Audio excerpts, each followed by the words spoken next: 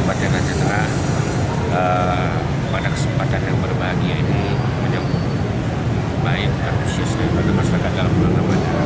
Namun pada kesempatan ini juga kita mengajak kepada seluruh masyarakat Aceh Tengah agar tetap menguatkan niat dan diluruskan niat untuk meningkatkan kualitas iman dan takwa kepada Allah Subhanahu wa Ta'ala.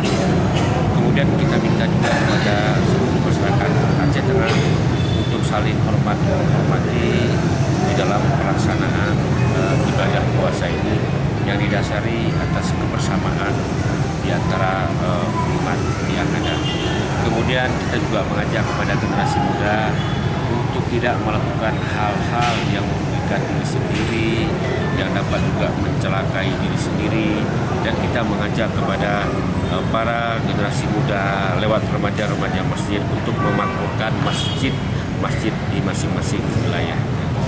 Kemudian juga kita mengajak kepada para pengusaha, kepada restoran, kepada kafe, karaoke untuk menghentikan kegiatan-kegiatan pada saat-saat seperti tarawih.